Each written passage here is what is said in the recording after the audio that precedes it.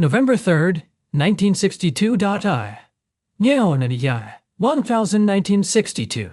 4:17 a.m. Central Clinical Hospital, Kuntsevo, west of Moscow. A closed-gate maternity ward the average Soviet citizen has never heard of and will never enter. Wow. Behind a frosted glass partition, your mother finishes the final push. A nurse named Galina, who has delivered the sons of 2 Politburo candidates and a deputy minister this year alone, places you on a cold steel scale calibrated in Leningrad in 1957. 3 kilograms. 800 grams. She writes a name next to a 4-digit apartment number on Kutuzovsky Prospect. Not yours, because you don't have a name yet. Your father is Central Committee, candidate member, Section 4 Heavy Industry. Your mother is Deputy Director of Gum Acquisitions. Neither of them will ever queue for meat. Neither of them knows what a ration card looks like. The separation of the Soviet population into those who eat and those who explain why the meat is gone begins here, inside this maternity ward. Somewhere, in a regional kolkhoz hospital in Ryazan, on the same night, another boy's weight. His file will disappear. Yours will travel. 1967. You are 5. Your first word in English is candy.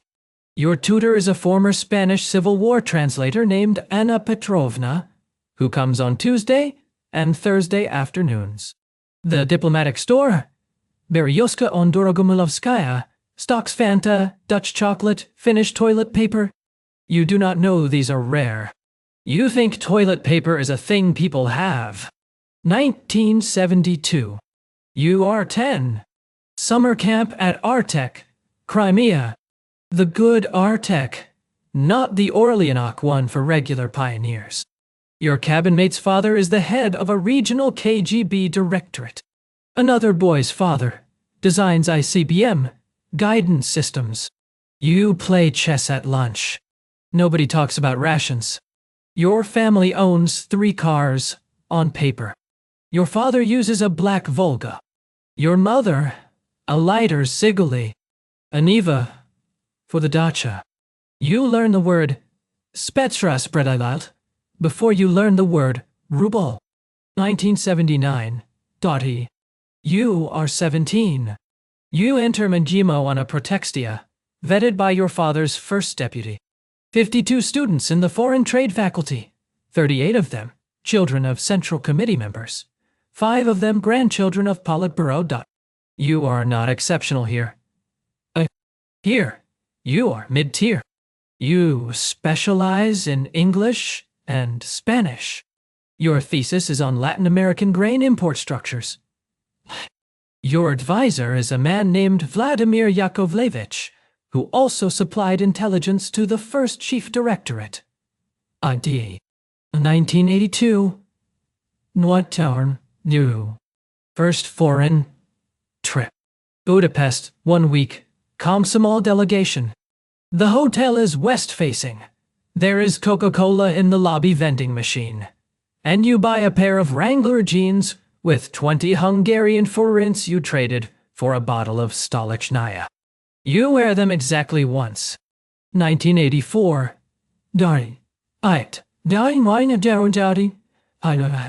You graduate, top 15. Assigned to a foreign trade bureau. Salary, 280 rubles a month. Envelope from your father's colleague. 400 rubles every 2 weeks, in cash. You meet your future wife at a Central Committee New Year's party in 1985. She speaks French. You marry in May. 1987. Gorbachev signs the law on cooperatives. You read it 3 times. You understand it. You are one of about 400 people in Moscow who can translate the text legally, commercially, and politically. The state has just created a private sector by accident. You open Progress Technica. You fly to Munich, buy IBM PC clones at 2,800 Deutsche Marks each. Truck them to Moscow, sell them to ministries at 28,000 rubles each. Markup, 800%. Tax, Unclear. 1989. View. Zour. Monthly turnover. 1.4 million rubles. Your father makes 540 rubles a month. You bring him a Volvo 240. Red. Brand new.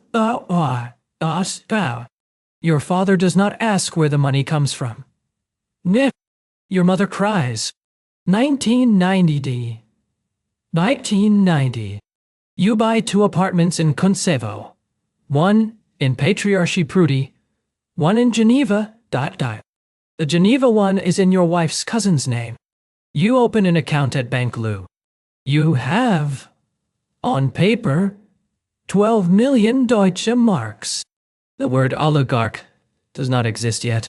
1992. Gaidar liberalizes prices. Prices rise 2,600%. Every savings account in the country is annihilated. The state issues voucher certificates to every citizen, face value 10,000 rubles, meant to represent each person's share of privatized state property. The average citizen sells theirs for a bottle of vodka. 30 rubles, 200 rubles if they find a clever buyer. You find clever buyers. You do not buy vouchers blind. You buy them knowing which 3 state enterprises you intend to use them on. Your father's former Central Committee network, mostly retired, mostly calling each other on government direct lines that still work, maps the targets. A nickel refinery in Norilsk.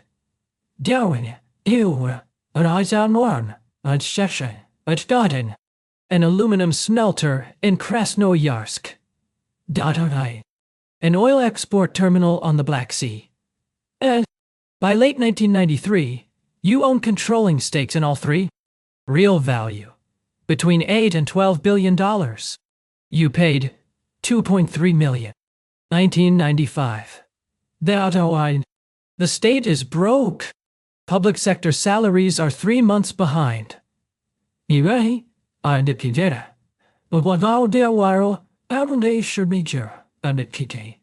Public sector salaries are 3 months behind.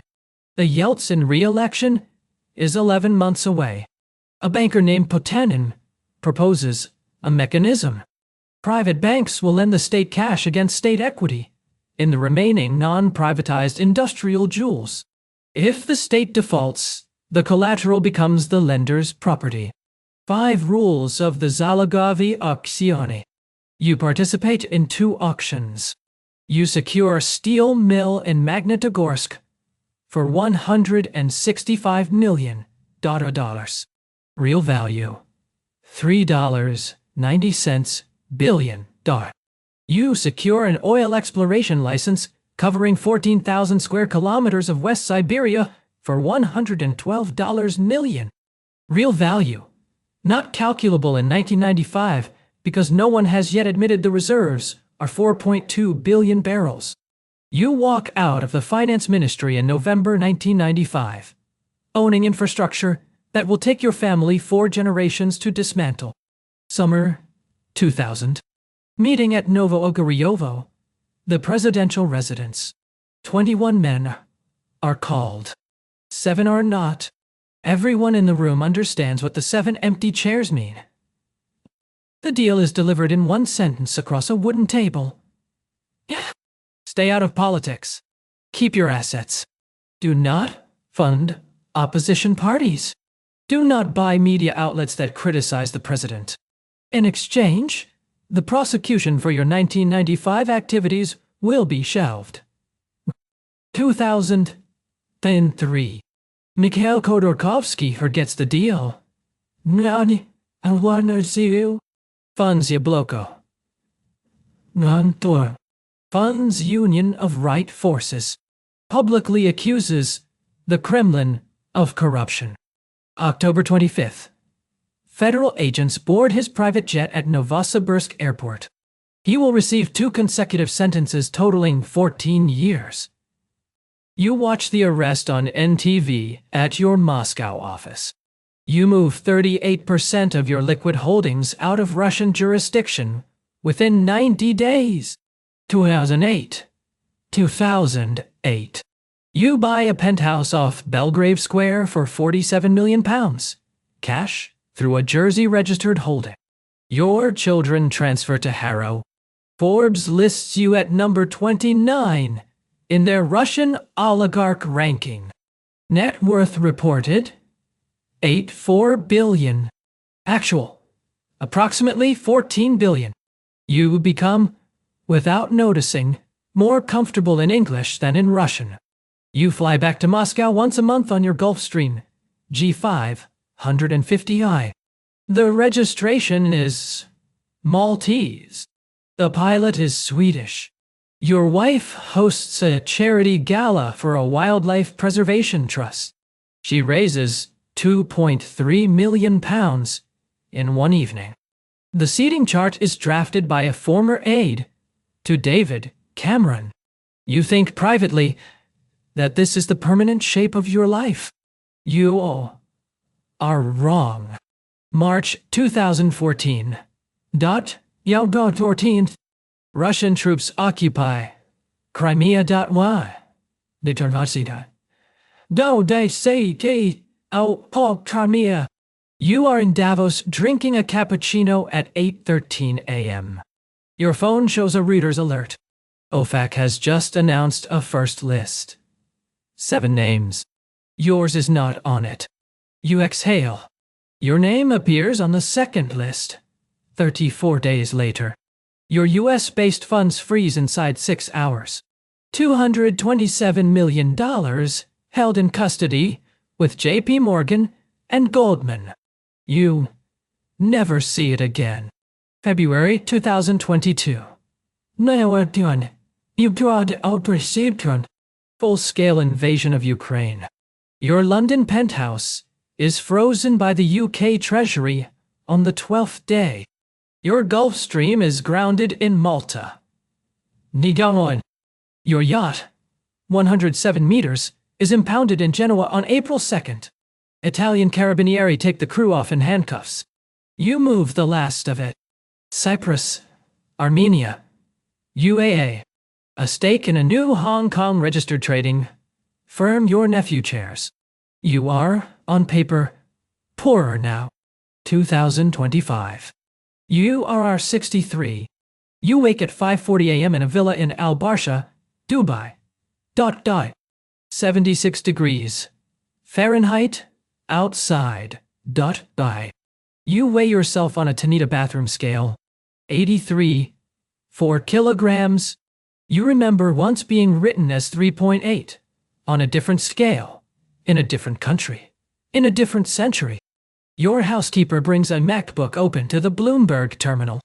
Oil is 82. Nickel is 17,200. Your holdings in a Kazakh copper concern are up 0.4% overnight. The cartel doesn't run on violence. Empires run on paper. Every empire needs a keeper of paper. Someone quiet. Someone with connections. Someone who can turn a voucher bought for 600 rubles into a Dubai villa with a Bloomberg terminal and a housekeeper and grandchildren who only speak English. The paper multiplied. The paper survived 3 regimes, 2 currencies, 2 wars, and 1 accidental empire. The paper will outlive you. That's a wrap for today. This story is fiction. But somewhere right now, a boy born in November 2010 is being weighed at a private Kuntsevo clinic, and a nurse is writing his name next to an apartment number in a district that doesn't appear on public maps. What do you do with an empire built on paper that outlives the nation that printed it? If this one made you think, drop a comment. More coming.